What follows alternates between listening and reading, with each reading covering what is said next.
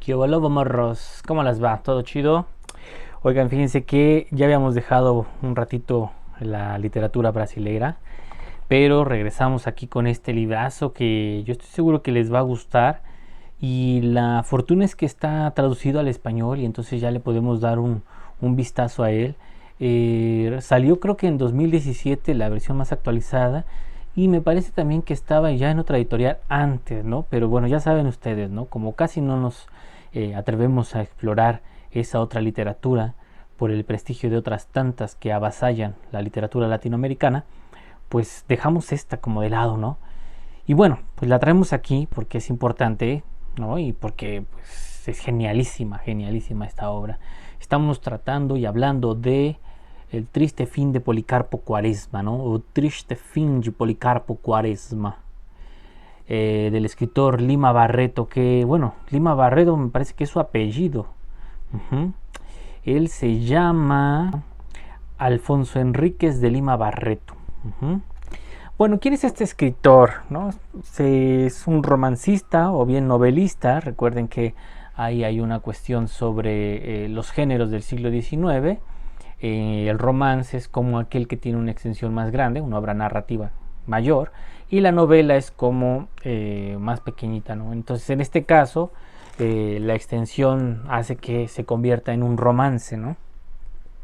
Ustedes lo pueden checar también y comprobar con las novelas de Manuel Paino, ¿no? Que son obras, pues, pequeñitas en extensión, pero bueno, son complejas en la narrativa. Y bueno, Lima Barreto, aquí según los datos que tenemos, él nace el 13 de mayo de 1881. Uh-huh. Y esta novela la publica en forma de folletín. Recuerden también que es una forma común en el siglo XIX, publicación por folletín, en 1911. Uh-huh. Y pues eran esos folletines que tenían que durar pues un año, ¿no? Es como el caso del Quijote, y ahorita vamos a hablar un poquito también de ello, ¿no? Son 52 folletines, 52 semanas, y pues él le tocó este final del siglo XIX y por lo tanto pues estaba influido por las propuestas estéticas del realismo, ¿no? Y del naturalismo, y pues por lo tanto él realiza esta obra de ficción que se encaja en el contexto de la revuelta armada de 1891, ¿no? Brasil, al igual que muchos otros países en América Latina, pues tuvo varios movimientos armados. Hay incluso uno que está aconteciendo más o menos por la misma época, ya lo hablaremos en otra ocasión, que da cabida a otro de los grandes escritores del Brasil.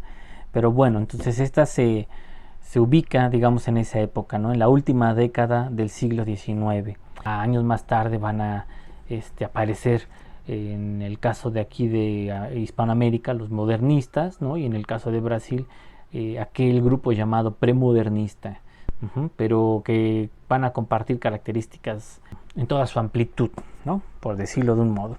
Y bueno, ¿qué onda con esta novela? Pues trata precisamente de un militar que es el mayor Quaresma, el mayor Policarpo Quaresma, que bueno, pues él está metido en esta idea como del nacionalismo y quiere que todo lo que hay en Brasil sea producto del propio Brasil, ¿no? Él dice que se ha desperdiciado mucho de lo que puede producir el país y que por lo tanto la gente no aprecia ni valora a su propio país, ¿no? Y entonces él intenta como rescatar todo esto, desde la cultura, la música popular, las expresiones populares literarias, el arte y todo ese tipo de cosas. Pero hay algo muy, muy interesante en todo esto, que el personaje Policarpo Quaresma tiene un enlace muy interesante con el propio Don Quijote, ¿no? Y bueno, no es algo que yo esté descubriendo, es algo que se ha comentado y que ustedes cuando lo lean también lo van a poder notar porque es muy, muy, muy evidente. Y una de las cosas más evidentes de este enlace con Don Quijote es la biblioteca del propio Policarpo Quaresma, porque ustedes recuerden aquella escena donde empiezan a descubrir, ¿no? Por qué se vuelve loco Don Quijote, y empieza la descripción de la biblioteca, ¿no? Y dice, pues tenía este libro, este otro, no sé qué, y, bueno, y aparecen las novelas ejemplares también de Cervantes, y bueno, en este caso él hace una especie como de imitación de esa forma y presenta la biblioteca del Mayor Cuaresma. Esa biblioteca es el fundamento del Brasil, ¿no? Dice, aquí solamente hay libros que hablan de Brasil ya como nación. Pero en esta construcción de nación, pues están los libros antes de que fuera Brasil, ¿no? ¿Por qué los pone ahí? Bueno, pues porque él dice que son importantes para la construcción de la idea de nación brasiliense, ¿no? Entonces ese es un enlazo muy interesante con Don Quijote, pero tenemos otra, que militar, pues es alguien que como que quiere defender la verdad, ¿no? O lo justo, ¿no? Por eso tiene esas ideas nacionalistas y como de defender siempre como el honor, ¿no? Y entonces pues nos recuerda también al caballero andante, ¿no? Pues tratando de ajustar el mundo, ¿no? De hacerlo un mundo mejor, etcétera, ¿no? Pero también se va a enlazar a él pues porque al final de cuentas digamos que pues es una persona que fracasa en la empresa, ¿no? Por lo menos aquí sí, ¿no? Digo yo que aquí viene un tema interesante para la literatura y que es un tema que a mí me interesa bastante, no solamente en este libro sino en otros tantos, que es el tema del fracaso. Y es curioso porque vean ustedes el título, ¿no? Triste fin de Policarpo Quaresma, ¿no? Entonces ya desde ahí vamos viendo que, bueno, pues va encaminado hacia el fracaso. Y curioso porque cada una de las tareas que emprende este personaje pues no resultan bien, ¿no? Por ejemplo, intenta irse a vivir al campo y pues no le sale, ¿no? O sea, hay cosas que él no comprende del medio y por lo tanto pues no alcanza a combatir, ¿no? Contra esos males que le presenta el campo, ¿no? Entonces pues fracasa en esa idea, ¿no? Fracasa en aprender a tocar la guitarra.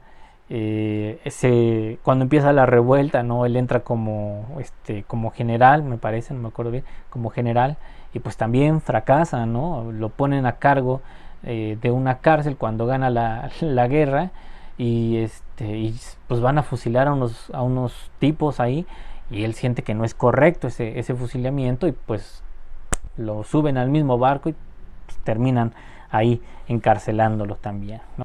Curioso porque el fracaso no solamente es en esta cuestión de la historia del propio personaje que asume tareas y las va equivocando o las va errando en su propósito, ¿no? Sino que existen otros personajes que también dan esa refracción o esa muestra, ¿no? Esa representación del fracaso encarnada en los personajes.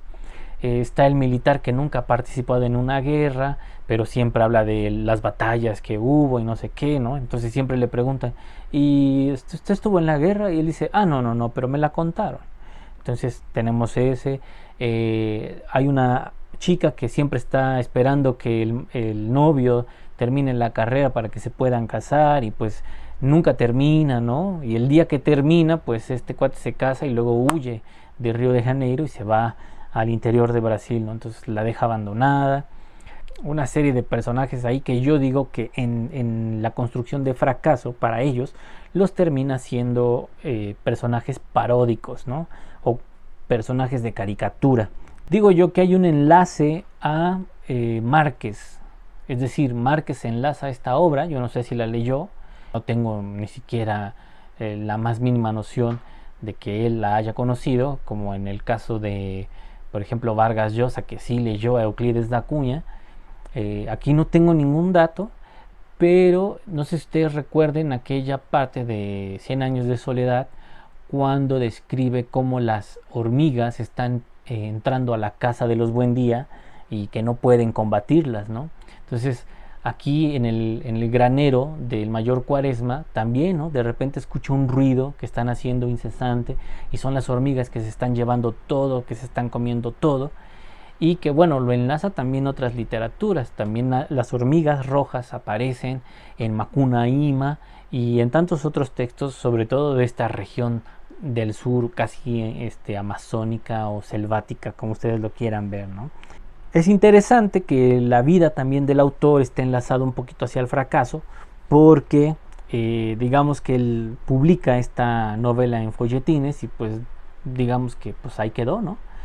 Pero pues él tenía intenciones de que esto pues saliera a más.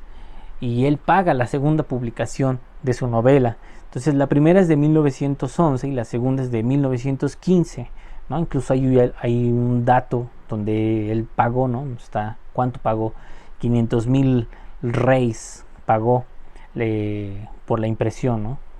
Y es curioso porque, bueno, se ve que había un empeño especial para que esta obra se conociera y no se quedara solamente como folletín, porque él ya había publicado otras cosas y como que eran un poquito más conocidas. Él ya era reconocido no solo como novelista, sino también como crítico de letras, ¿no? Crítico literario, era parte de su periodista y entonces pues ya era medio conocido, pero esta obra pues solamente había salido como folletín.